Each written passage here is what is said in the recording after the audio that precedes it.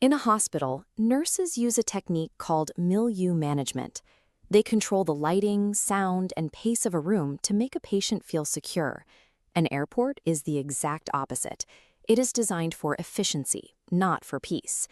When an environment is engineered purely for rapid, relentless movement, standard advice like just take a deep breath often fails. You are fighting against a macro system that prioritizes throughput over human comfort. Nurses track this toll using a metric called the energy budget. It measures your sensory stamina, ticking down the moment you leave your door. Every security line and gate change draws from this reserve. Travelers must use tools to shield their budget from the chaos.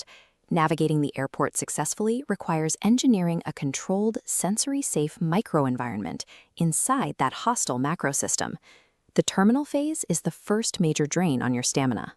Unseen variables and chaotic layouts cause anxiety to spike before you even reach a security checkpoint. You can eliminate this uncertainty with a sensory audit. This involves proactively mapping out hidden quiet zones along your route, like multi-faith prayer rooms, lounges with dark pods, or lesser-used gates where you can decompress. For a direct signal to staff, travelers use the Hidden Disabilities Sunflower Lanyard.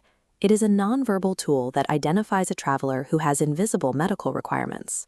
Wearing this lanyard alerts trained airport staff to provide specific accommodations, such as access to quieter security lanes or receiving literal, direct instructions during the boarding process. Removing the burden of constantly having to verbally explain a disability to strangers preserves a massive portion of the early energy budget. The security line is the ultimate trigger point. Forced physical proximity of strangers and the harsh acoustic echoes of the checkpoint create a high-stimulation squeeze. Premium clearance programs like TSA PreCheck and Global Entry function as vital clinical tools for the sensory-sensitive traveler. This provides a mathematical advantage. Using these programs reduces the time spent in high-stimulation zones, preserving your energy for the flight itself. To manage the noise that remains, travelers can use a dual-layer buffer. High-quality noise-canceling headphones paired with a curated brown noise or lo-fi playlist designed to ground the nervous system. Any effort spent on bypassing the security line is a direct investment in your physiological stability for the journey ahead. Once you board the plane, the physical space is locked. While you cannot change the environment, you can manage it through strategic seating and physical tools. Seating in the front of the cabin reduces the roar of the engines. Choosing a window seat provides a physical barrier on one side and a stable focal point to look at during the flight. For those experiencing physical dysregulation in the confined space, the body needs proprioceptive input, deep pressure that helps ground the nervous system.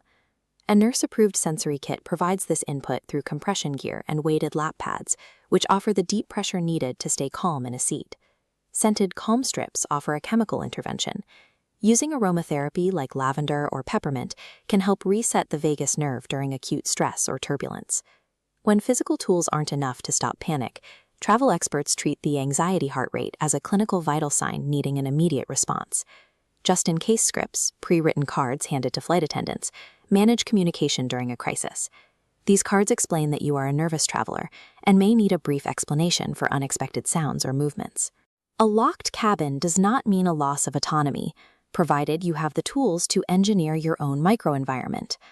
The most pervasive barrier to travel is internal. Many travelers feel a sense of shame or fear being difficult for airline staff. Requiring a regulated sensory environment is a medical requirement. It is a necessary part of managing your health while moving through the world. Just as a nurse advocates for a patient in the ICU, travelers must advocate for their own needs at the airport. Expertly managing these clinical needs allows you to see the world without it hurting your head or your heart.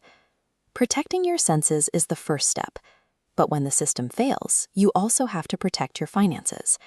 Next, we look at the insurance fine print to ensure you are never left stranded.